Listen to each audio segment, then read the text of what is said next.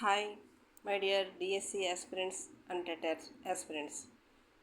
ఇందాక షార్ట్లో చెప్పాను కదా, సాంఘిక శాస్త్ర బోధనా లక్ష్యాల గురించి న్యూ బుక్ మరియు ఓల్డ్ బుక్ నుంచి కొన్ని బిట్స్ తయారు చేస్తానని బిట్స్ అన్ని ప్రిపేర్ చేశాను ఫ్రెండ్స్. దయచేసి మీరు లైక్ చేయండి, షేర్ చేయండి అండ్ సబ్స్క్రైబ్ చేయండి. ఫస్ట్ 20 బిట్స్ పెట్టాను. వీటికి ఆన్సర్ చేస్తే మిగతా 10 బిట్స్ నేను వేరే వీడియో చేసి మీకు వెంటనే పంపిస్తాను. ఫస్ట్ అయితే ఆన్సర్ చేయండి, ప్రతిదానికి ఆన్సర్ చేయండి. ఆన్సర్ చేసి మీ మార్క్స్ని కమెంట్ రూపంలో చెప్పి నాకు కమెంట్ చేయండి ఫ్రెండ్స్. లైక్ చేయండి, ప్లీజ్ లైక్ చేయండి, షేర్ చేయండి. లైక్ చేస్తేనే కదా మరి కొంతమంది యాస్పిరెంట్స్ చూసి నేర్చుకుంటారు, లేకపోతే ఎలా తెలుస్తుంది? ప్లీజ్ లైక్ చేయండి ఫ్రెండ్స్. ఇప్పటికి చాలా చేస్తున్నాను. మీకు ఏదైనా సబ్జెక్ట్ మీద బిట్స్ కావాలనుకుంటే కమెంట్ చేసి చెప్పండి, నేనైతే బిట్స్ చేస్తాను. ఓకే, ఫస్ట్ అయితే ఇప్పుడు బోధనా లక్ష్యాల గురించి కొన్ని బిట్స్ ప్రిపేర్ చేశాను.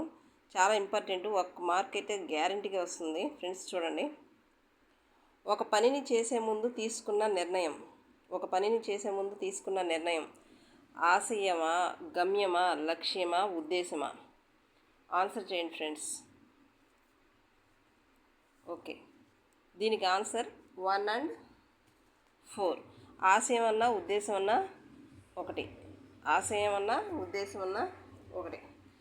నెక్స్ట్ సెకండ్, విశాలమైన పరిధి కలిగినవి. ఆశయం, ఉద్దేశం, లక్ష్యం అండ్ 1 and 2. ఆశయం అన్నా ఉద్దేశం అన్నా ఒకటే కాబట్టి 4th ఆన్సర్. ప్రజాస్వామ్య పౌరునిగా కావలసిన జ్ఞానాన్ని, తగిన నైపుణ్యత కలిగి ఉండాలి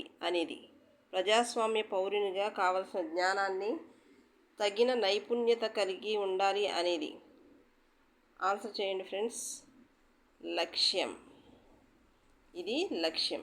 నెక్స్ట్ 4th బిట్, ప్రజలు తమకు తాము ఏమి చేయదలుచుకున్నామో వాటిని తెలిపే సుస్పష్టమైన ప్రకటనను లక్ష్యం అంటారు అన్నది. తమకు తాము ఏమి చేయదలుచుకున్నామో వాటిని తెలిపే స్పష్టంగా ఉండాలి, వాటిని లక్ష్యాలు అంటారు అన్నది ఎవరు? John Dewey Gronlund. Next Hankins Anderson. Answer చేయాలి ఫ్రెండ్స్. హన్కిన్స్. అర్థవంతమైన లక్ష్యం పరమావధి అన్నది ఏ సంవత్సరంలో?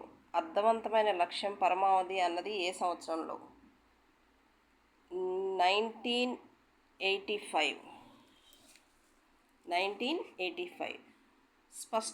స్పష్టత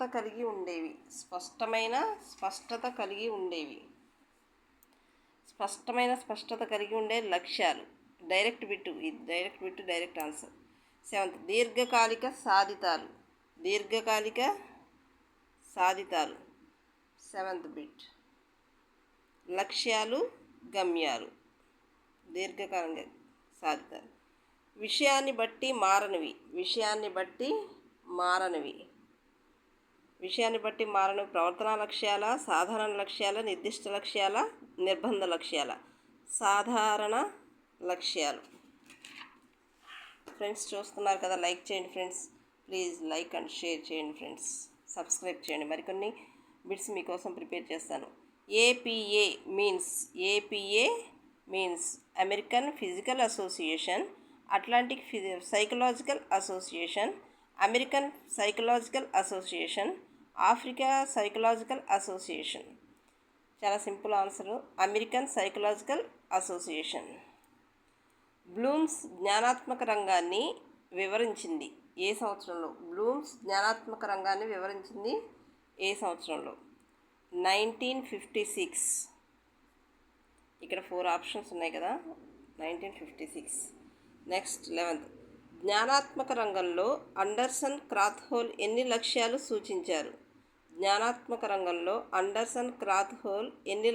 సూచించారు?